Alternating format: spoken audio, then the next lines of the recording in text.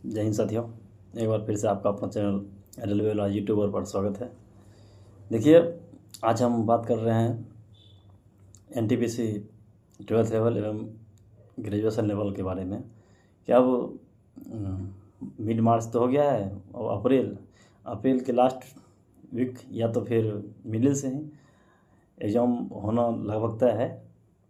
तो आप जितने भी हमारे साथी हैं उनसे मेरा एक ही रिक्वेस्ट है कि ये वीडियो बनाने का मेरा एक ही मकसद है कि आप लोग थोड़ा अपना स्ट्रेटजी कैसे तैयार करें। देखिए, सबसे पहले है कि आप एनटीपीसी अगर जो क्लियर करना चाह रहे हैं तो आपको उसके बारे में सबसे पहला है कि आपको सिलेबस क्लियर होना चाहिए। सिलेबस में क्या क्या है, अगर आप सिलेबस अगर अच्छे से जानते हैं तो क्लियर आप एग्ज़ाम क्रैक कर सकते हैं। अब किसी को सिलेबस नहीं बताना है, आप तैयारी किए जा रहे हैं जैसे कि आप लोगों को पता होगा, नहीं है तो आप समझिए कि आपका मैथ का 30 क्वेश्चन है, रीजनिंग का 30 क्वेश्चन है, आपका 30-30-60 हो गया। उधर फिर 40 क्वेश्चन में जीके हो गया, फिर जीएस हो गया, फिर आप जी मतलब करंट अफेयर्स हो गया, इधर 40 क्वेश्चन है। तो आपको क्या करना है कि इसी मतलब 100 क्वेश्चन का CBT 1 का ये बात कर रहे हैं हम, पहले CBT 1 होता है उसके बाद CBT 2 मतलब पहले PT होगा फिर मेंस होगा। आपको सबसे पहले क्या करना है कि सबसे पहले CBT 1 के लिए आपको मैथ में पकड़ अच्छी होना चाहिए। अब बोलिएगा कि एक बार मैथ मेरा कमज़ोर है, तो ऐसा ना है कि सभी का रहता है थोड़ा सा कमज़ोर। रेलवे वाले के बच्चे का मतलब स्पेशल जो अब SSC लेवल से तैयारी कर लिया है। देखिए, इसमें हम इसलिए आपको थोड़ा सा हम गाइडलाइन करना चाहते हैं कि इस दौर से हम भी गुजरे हुए हैं। तो मेरा तो नहीं हो पाया था, तो अभी तो हम ग्रुप डी में हैं, ठीक है। तो इसलिए हम थोड़ा सा बता रहे हैं कि जिसका जो मतलब एक्सपीरियंस है तो अपना शेयर करना चाहिए। इससे क्या होता है कि सामने वाले को कुछ ना कुछ जानकारी मिलता है। आप मैथ के लिए प्रत्येक दिन 3 घंटा निकाल सकते हैं, एकदम पढ़ना है और प्रत्येक दिन निकालना है, चाहे संडे है या मंडे हो, कुछ भी हो। और शादी है, अपना है मतलब घर में तो ठीक है, अगर पड़ोस में है तो अभी एकदम बिल्कुल आप उस पर ध्यान नहीं देना है। आपको क्या करना है कि अपना साइड होकर पढ़ लेना है। 3 घंटा मैथ पढ़ लीजिए, 2 घंटा आप रीजनिंग पढ़ लीजिए और 3 घंटा आप GK GS पढ़ लीजिए। उसमें बेसिक 20 मिनट आप रोज़ करंट अफेयर पढ़ लिया कीजिए। क्या है कि देखिए, उसमें NTPC में करंट अफेयर्स का भी योगदान रहता है। अभी हम आपको बता रहे हैं कि मतलब कि किसका कितना क्वेश्चन रहता है, तो हम लिख के रखे हुए हैं। जैसे आप देख लीजिए, इतिहास में आप 5 से 7 क्वेश्चन रहेगा आपको, एकदम आप शिफ्ट दे रहे होंगे या फिर क्वेश्चन बैंक उठा के देखिएगा, इसी तरह से रहता है।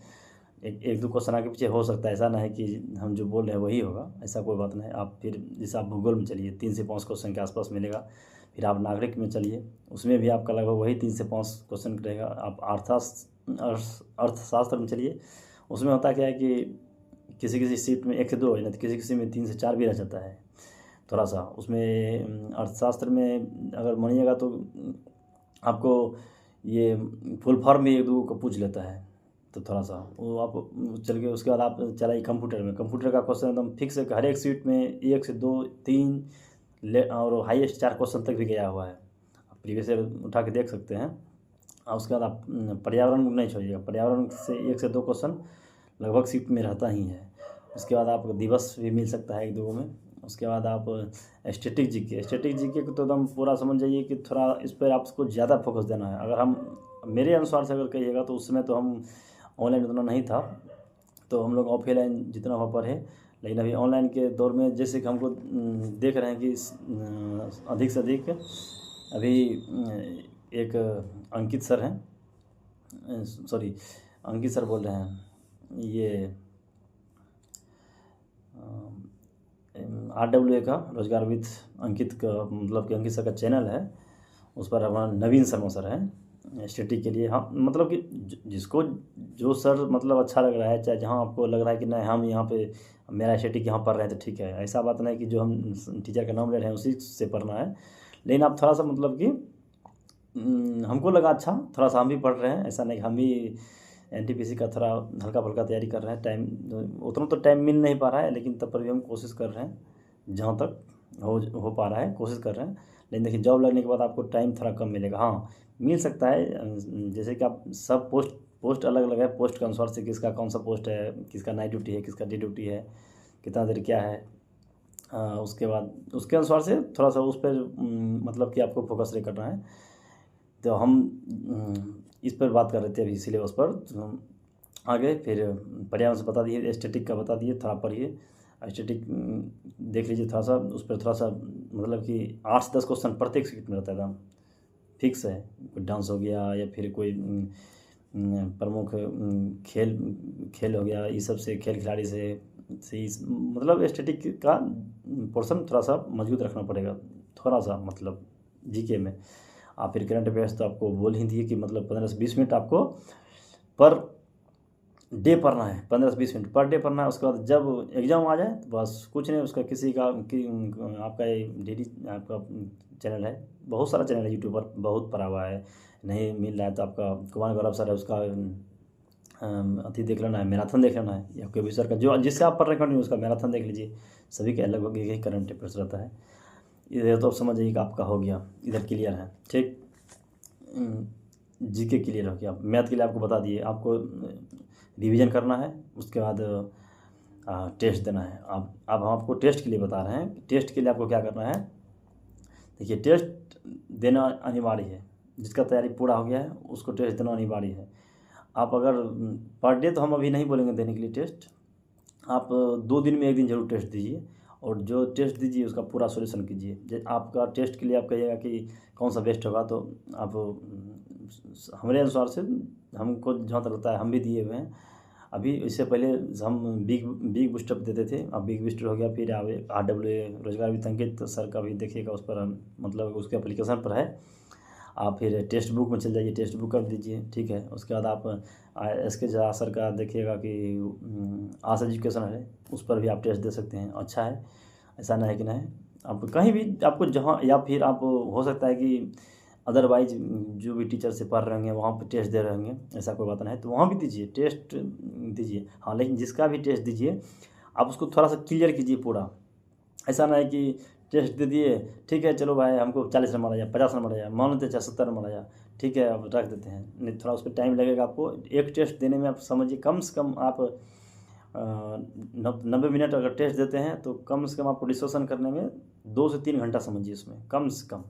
और जिसका थोड़ा तैयारी हाई फाई है तो 2 घंटा तो लगेगा ही, एकदम कन्फर्म रहिए। थोड़ा सा देखना है, फिर समझना है, जो क्वेश्चन थोड़ा सा टफ लगे या फिर जो थोड़ा क्वेश्चन अलग मिले, जो यूनिक क्वेश्चन है उसको थोड़ा अलग लिख के रखना है, या एक कॉपी में स्ट्रेटजी मतलब अलग से बना के रखना है, उसको देखना है।